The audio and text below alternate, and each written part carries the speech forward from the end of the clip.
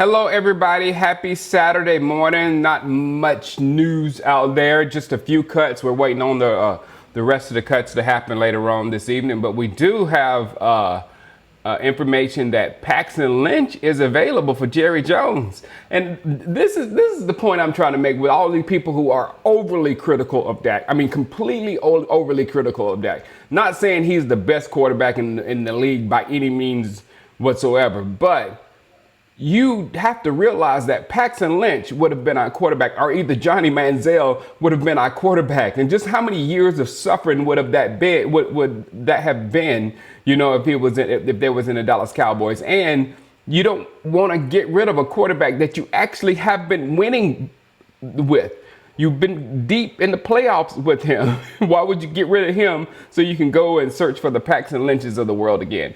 Oh, that just annoys me. But moving on, Skandrick also was cut by the Eagles. I don't know how I feel about that, because I know if Skandrick was still there, I wouldn't think of that much of the Eagles secondary. So this is how I am with the Eagles.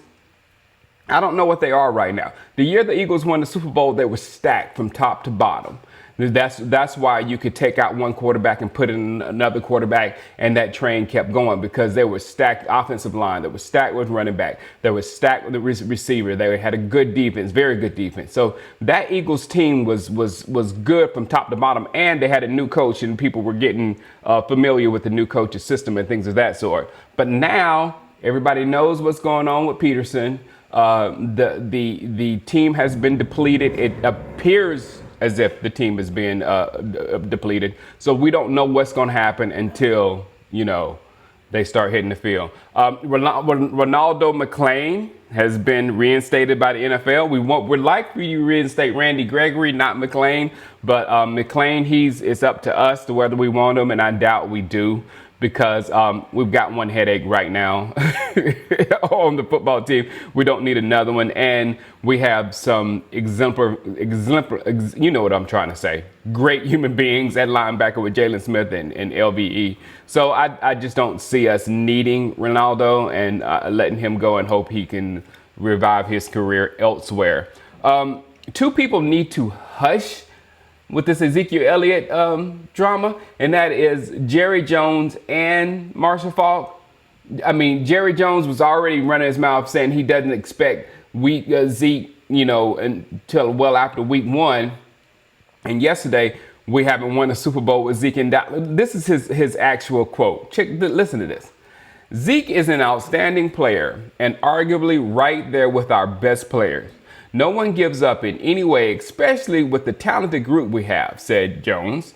Most of the teams with win Super Bowls without rushing champions.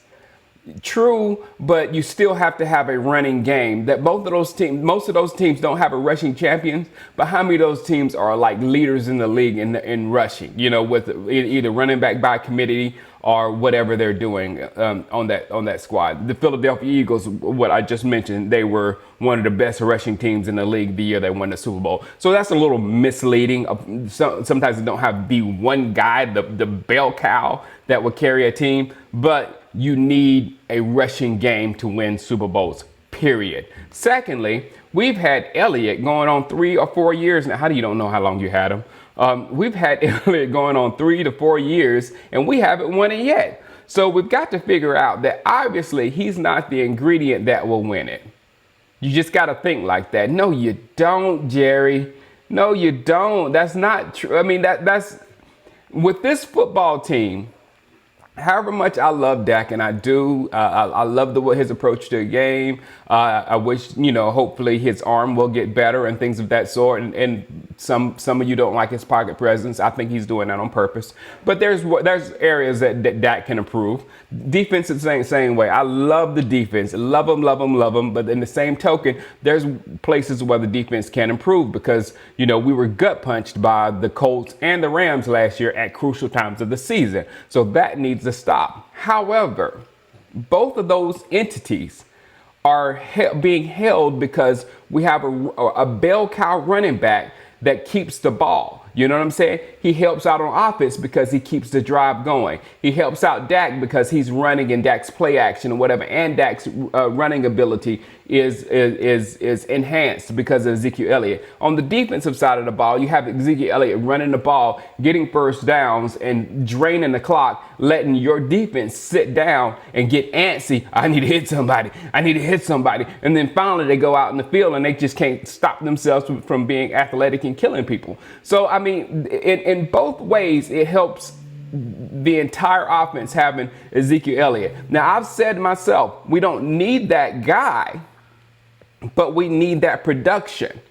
And for us to just say, oh, Tony Pollard can do it, I mean, that's real positive thinking right there, because you just don't have enough of a sample size of Tony Pollard to think that he can actually put a team on his shoulder and be a bell cow for a football team.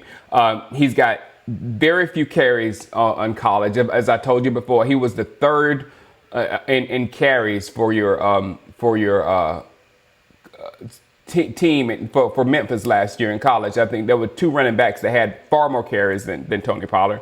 And then we've seen him just a little bit in preseason. So just to think that he can be and do what Ezekiel Elliott does, that's really, really positive thinking. That's almost over the top positive thinking.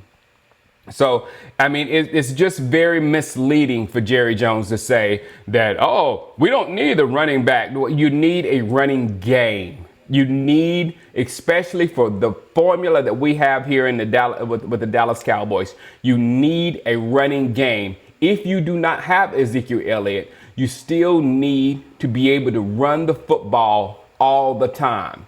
If you know what I'm saying, you need to be able to punch people. One player can make a difference, but not the difference. I'm sorry. I think Ezekiel Elliott is the difference right now, but we can keep our eyes on the running back situation in the league, because Philadelphia, again, I hate to keep going back to them, they kept adjusting their running back situation throughout the season so they can keep one of the best running games in the league. There are guys out there that's going to be cut that's better than Alfred Morris. There's going to be guys. I mean, the Redskins are going to cut somebody that's better than Alfred Morris. So, I mean, we just gotta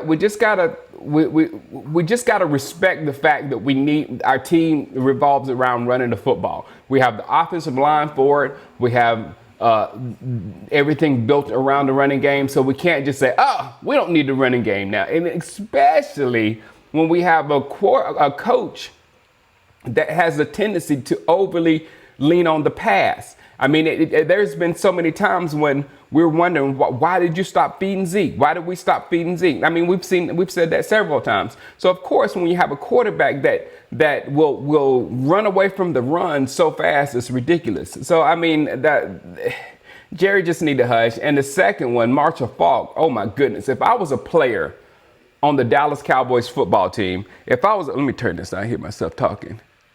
If I was a player on the Dallas Cowboys football team in the locker room, I would be so upset with Marshall Faulk getting in my business, because it's none of his business right now. It's more of the business of the guys that's in the locker room than it is Marshall Faulk for him to be chiming in. And then also, why would you talk junk about Ezekiel Elliott's running mate, Dak Prescott? Why would you do that in hopes to get Ezekiel Elliott a contract or whatever? So it's just like, it's really annoying when somebody is butting in our business like Marshall Faulk and just saying the craziest stuff right now. So right now we need Jerry Jones and Marshall Faulk both to stand down, because that's another thing. Us hearing all this chatter, that tells me that a deal ain't close, man.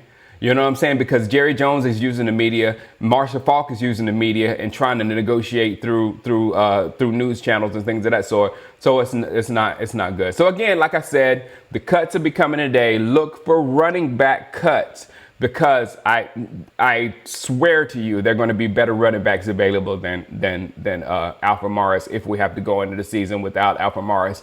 And if we get a good, decent running back by committee, then maybe we can offset that production that we're going to lose with Ezekiel Elliott. But not at this point.